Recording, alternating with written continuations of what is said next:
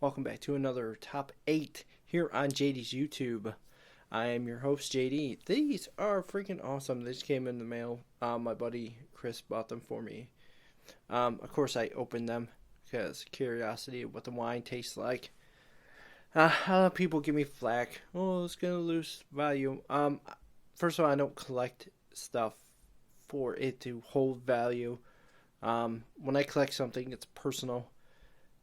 If my children want it, they want it. If not, then it goes away. I'm not collecting to resell it at a higher value later.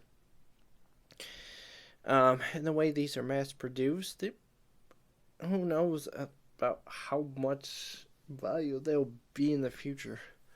But things I collect, I keep personally until the day I die, and then they'll probably be given away to my children or just given away. I enjoy them. Things I buy, I take out of the package. It's just a thing. Eventually, I will start reselling, and that stuff won't be. Some of that stuff will already be out of the package. Most of that stuff won't, because reselling unopened stuff is a higher market than loose stuff. But anyways, today is top 8. It's going to be top 8 fantasy films. Let's jump in.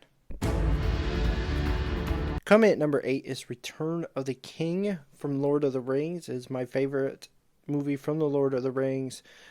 Epic scenery, epic fights, just lovely pieces. My favorite character in all of this was the king.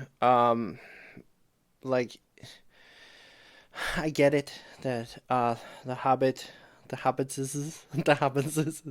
are the main focus in the ring, but everybody has a special bond with different characters, and he just happened to be mine.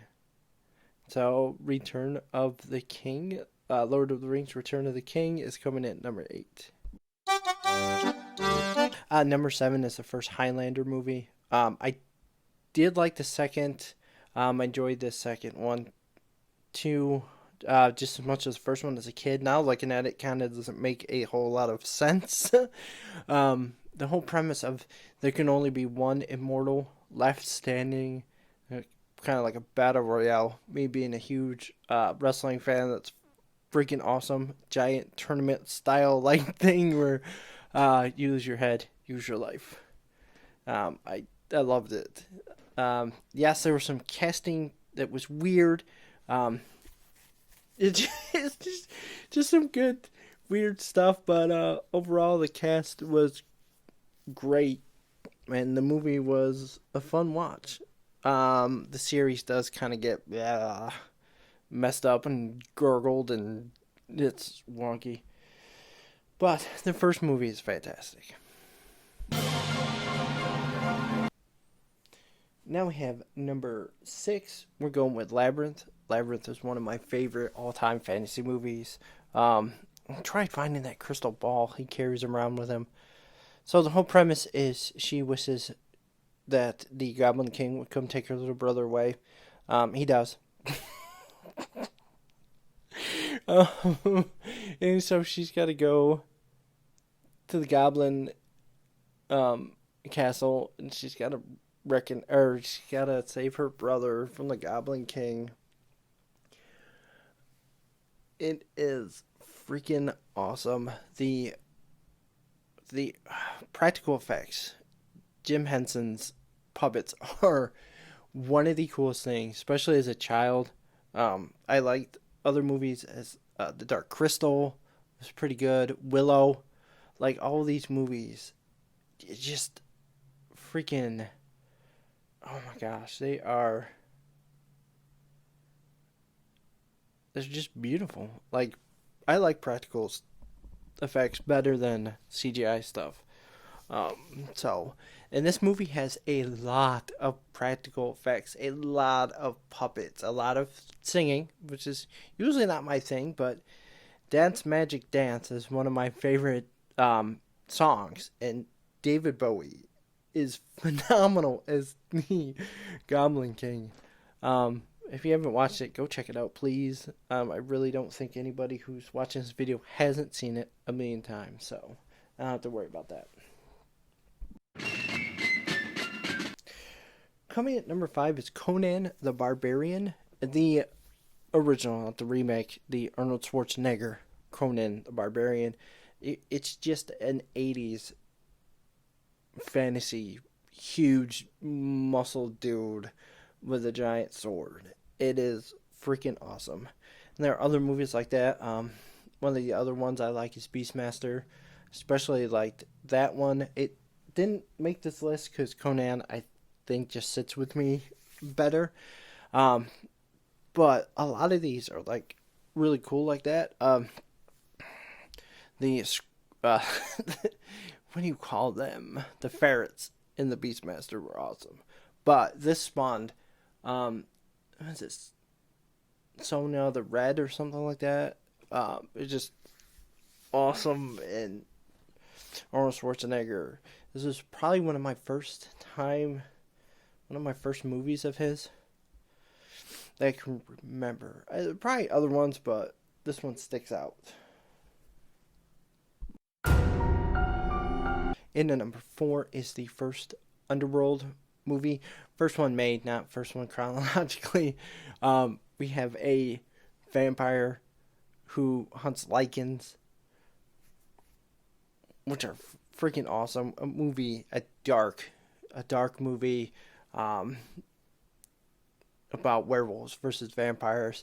That's freaking awesome. Then you end up with a hybrid at the end of the movie. Yes. And then poor Michael never gets utilized like he should after that. I mean, the second one he does, but anyway, it's just another franchise that the first two were good. Rise of Lycans is good. The last ones are kind of but yes, Underworld. The leather, the blue eyes, the killing of freaking werewolves and vampires is so freaking cool. Number 3 is coming at number 3 is going to be the Vampire Chronicles. I didn't know this was a book series, and I didn't know the Interview of Vampire and that Queen of the Dam is the sequel to Interview with a Vampire. Apparently, I'm the only one on the fucking planet who didn't know that. And that Tom Cruise's character is the same freaking character in Queen of the Dam. I mean, to my credit, if you were just looking at I didn't know the books existed. I didn't know they were from a book. I didn't read in high school. I wasn't into fantasy novels and stuff in high school. If you look at the two movies separately, they are two entirely different shot, different feel movies. Entirely. Two different movies. So, I didn't know. Like, seriously, look at the tone and feel of both the movies. They are different. You cannot. But, anyways, both are really awesome vampire movies. Both hit top 10 vampire list. Top 8, because I don't do 10. But, yeah. At number 3 are the Vampire Chronicles. Because this is my list, and I can cheat if I want to. Number 2 is Legend. I absolutely, as a child, loved Legend. Oh my God, Tom Cruise, Tim Curry. I couldn't even tell that was him playing as the devil. Like, his freaking awesome acting at its best. Hands down, my favorite character in the movie. Now that I'm adult, when I was a kid, of course, it was Tom Cruise. You know, the hero, save the unicorns, get the girl. The music was awesome. The set pieces, again, like I said, practical effects get me. The scenery, how the mood changes of the movie. The movie's mood changes once the unicorn's horn is taken off. How everything becomes dark and winter. And, oh my God, I'll watch that movie over and over and over again. If you haven't checked it out, where have you been? And go check it out. And number 1 is going to be Star Wars The Empire Strikes Back. First of all, that's a badass title. Second of all, we find out that Leia and Luke have been doing some incesting. Some gross shit. What up, stuff, bro? Anyways. But we find out that Darth Vader is Luke's father. There is some training with Yoda. This is probably one of the most parodied movies of all time. It is hands down one of the best sequels of all time. I am a original trilogy guy. Original trilogy, prequel, and then whatever the fuck that last shit was. But yeah, Star Wars coming in at number 1 on my top 8 fantasy list. And be more specific, The Empire Strikes Back. With that being said, much love, JD out.